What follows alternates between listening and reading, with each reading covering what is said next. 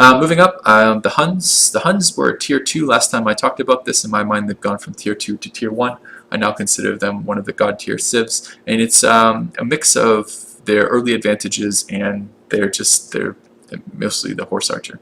So they start with they have a bias to avoid jungle and forest, which is a pretty good bias in of itself. No jungle and no forest means the only rough terrain you're likely dealing with is things like hills. That means your workers are more efficient. You don't have to spend as many hills and rivers, I guess, crossing rivers, but you're not spending as much time with dead movements. There's less time spent getting from location to location. There's less time spent stealing that worker and bringing it back. There's less time spent moving the worker around when he's not actually improving. It means it's going to be a faster start. He starts with animal husbandry, so when you're placing your city, you can see the horses and around you as it is. You can plan for that, and you get bonus production from pastures. And +1 production per pasture actually isn't all that much in the long run, but early game, that's a hell of a lot. That may be the difference between, that may be a 20 or maybe even 30% bonus to your city's production relative to other civs because of that. These are huge bonuses early.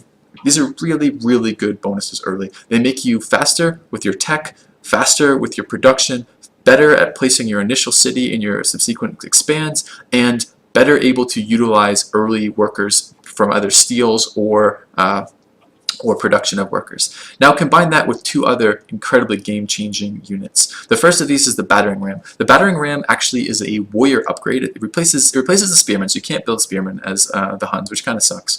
But what it means is your warrior who can step on a rune and get a military upgrade will upgrade to a battering ram if that happens. A battering ram can solo a flatland city-state, can solo a flatland player's base in the early game. So if you are just scouting around and you find a warrior, your warrior finds a rune and gets upgraded to a battering ram, and you're nearby one of your opponents, if he doesn't have melee units over there immediately to deal with you, you can walk over with your battering ram and just take his capital instantly. It's like 2 or 3 attacks to take his capital, and the capital can't kill the battering ram fast enough to alone without some sort of military unit there or a scout or something doing damage. Can't kill the battering ram before the battering ram takes the city.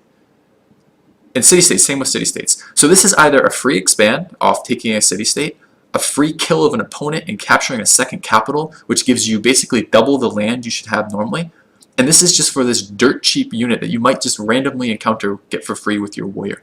That's huge. It's also very difficult to defend against battering rams and horse archers combined. Battering rams can soak up some fire, especially ranged fire, and horse archers are the other part of the Huns. This may actually be the better part of the Hun units. Actually is the better part of the Hun units. This is a chariot archer that doesn't cost horses, starts with an open terrain promotion, and doesn't lose all of its movements when it moves over rough terrain.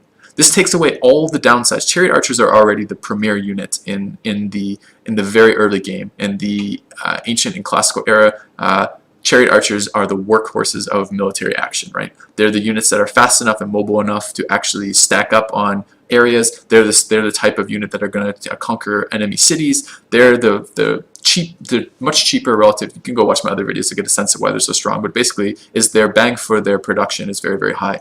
The limitations of chariot archers are rough terrain, screw them, and the fact you only have so many horses limits how many you can use. Huns don't have that. They have chariot archers that come out with an extra promotion, don't have limitations of horses, and can move over rough terrain. That unit is incredible. The Huns are terrifying when they're in a game with the Huns. You have to be so conscientious of your military score, their military score, your location, and their location, and where you're going to be settling. Because the Huns have all these advantages to very, very, very cheap early war. And that's the downside of early war, right? Is that it's expensive in terms of long-term science and growth to your cities to go to early war. And the Huns really have a much easier time of doing that. T1 Civ all the way, very, very strong. I'm not quite sure how I managed to leave them at T2 last time. Probably because of the military bonuses, but it makes war so cheap that it basically, the fact that their military bonuses are made up for that.